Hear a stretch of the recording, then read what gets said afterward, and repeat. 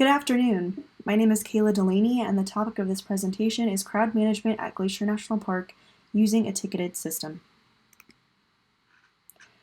The issue at hand is overcrowding in public outdoor spaces, specifically at Glacier National Park.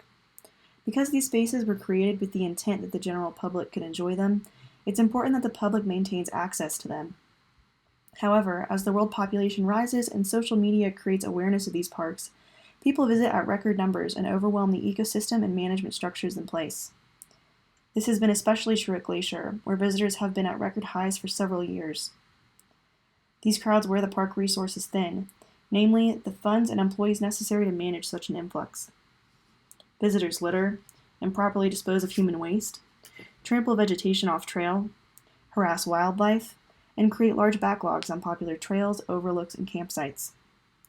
Management in this case is controversial, as attempts are made to balance public access with park health.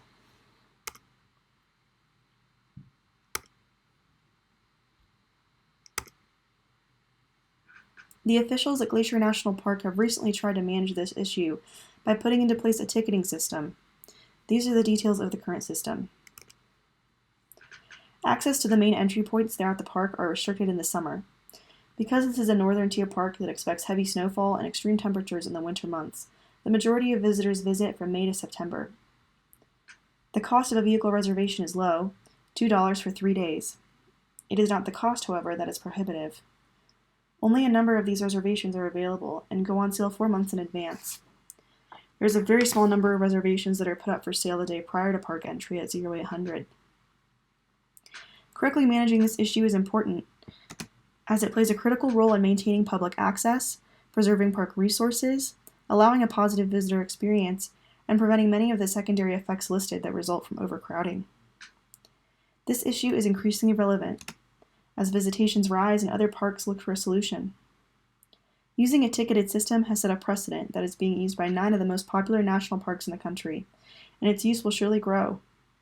At a time when funding and legislation supporting the parks is subject to changes in political agenda, it's vital that the parks themselves can implement a strategy to alleviate this issue without trying to rely on outside funding or support.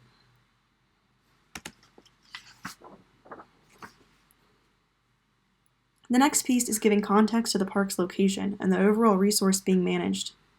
Glacier is located in the northwest corner of Montana and surrounded by national forests and reservation lands to create a large block of protected habitat. Canada and the United States have agreed to combine each of their parks on the border into an international park, known as Waterton Glacier National Park, and jointly oversee the land. This view is zoomed into the park and shows the roads being restricted by the ticketing system in 2022. At the time, only North Fork and Going to the Sun Road were reserved. Going to the Sun was the only road going all the way through the park, and these areas are where most trailheads and campgrounds are located. This next view depicts the roads that require a vehicle reservation by this year's system, now showing almost every entrance into the park being restricted. To bring more information about this resource, here's some historical background. Glacier National Park has great cultural value and was originally home to the Blackfeet, Salish, and Kootenai peoples who still occupy land in and around the park. Europeans first settled here in the early 1800s, coming to explore the land and trap beavers. The famous Lewis and Clark expedition came through the area and was fully explored by the mid-1800s. The Great Northern Railway brought homesteaders and tourists and established mining towns.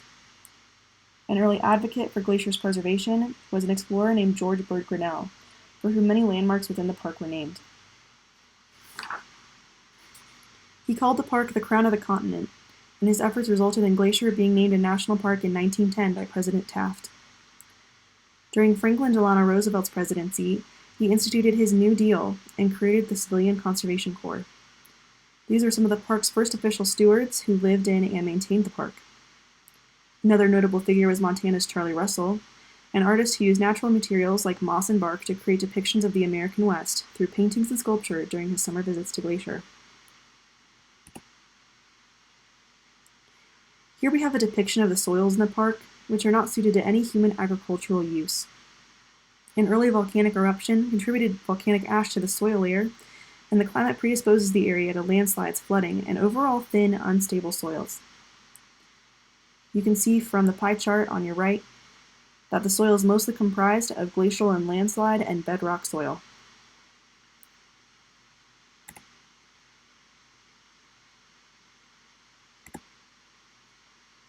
Vegetation-wise, there are 6 smaller biomes within the park, including grassland, aspen parklands, montane forest, subalpine, and alpine tundra.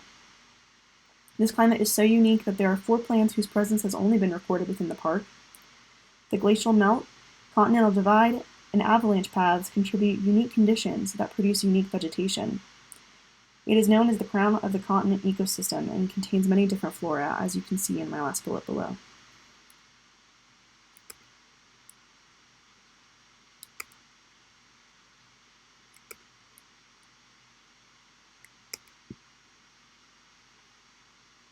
There is an abundance of wildlife in Glacier, and I've listed examples of each. Because of the cold conditions of melting ice sheets, few fish, amphibians, and reptiles are native to the area. However, tourists have introduced invasive species of sport fish to water bodies in the area, including those that have never contained any aquatic life previously. These fish are damaging native populations. For example, the bull trout population is struggling due to crossbreeding with sport fish, resulting in sterile offspring and competition for food sources. Of the reptiles and amphibians that are present in the park, a few examples are the long-toed salamander, boreal chorus frog, 2 types of garter snakes, and western painted turtle. Next, we have a very varied selection of beloved mammals, housing some of the largest and densest population of animals like the grizzly bear, wolverine, and mountain lion. The park is teeming with these wildlife of many different orders, and I have some notable examples of each in the column. Birds are abundant in the area, and while I did list a few examples, there are hundreds more that are not named in this slide. As far as insects, there are too many to reliably estimate, although the more common or notorious to the park are stoneflies, dragonflies, and mosquitoes.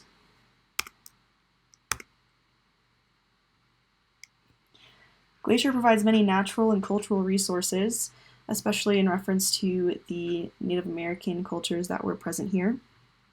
They have found culturally modified trees. There are often archaeological digs and ethnographic studies that take place in the park that tell us more about our early inhabitants of this area. There are many lodges and chalets throughout the park that were built in the 1800s and 1900s that are historic in their own right, and going to the Sun Road was known as an engineering feat of its time. Conservation efforts in this area. There are extremely concentrated populations of grizzlies, stoneflies, wolverines, and bull trout that aren't very often found in other parts of the United States. And there's often research in things like amphibians, why they are so far north and why they reside in this park. And the park system is an international system that combines with national forests and reservation lands to make one big block of protected land that allows these populations to thrive. There is research in the glacial melting and ice core research, and the park itself provides an avenue for snow collection, which later becomes runoff and drinking water.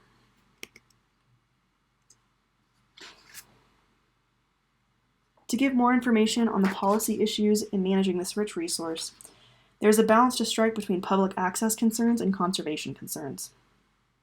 In its first few years of implementing a ticketed system, several public access issues have come up. Firstly, reservations to the park are released 4 months in advance and often sell out within 2 to 3 minutes. Internet traffic during this time is overwhelming and leaves many frustrated with the experience. There are many prospective visitors who are not technologically savvy and find that only using the web to get reservations is prohibitive.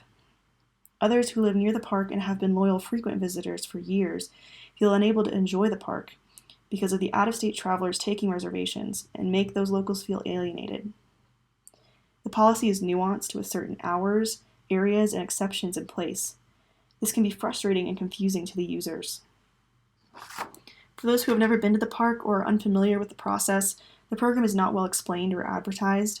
There has not been very much education about the policy or procedures to the public, which decreases buy-in from stakeholders and limits public approval of the system. However, an intervention is necessary. The overcrowding in the park causes all of the issues that you see on your right that we've touched on before. Pollution in the form of human waste and litter, large crowds disturbing the experience at Glacier, park resources being unsustainable in that there's not enough funding or enough employees to be able to manage such large crowds. Those who go off trail trample the vegetation or harass the wildlife.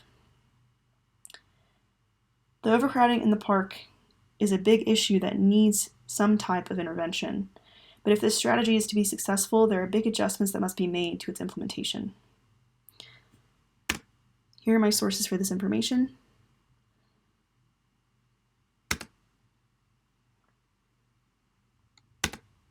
Please let me know if you have any questions.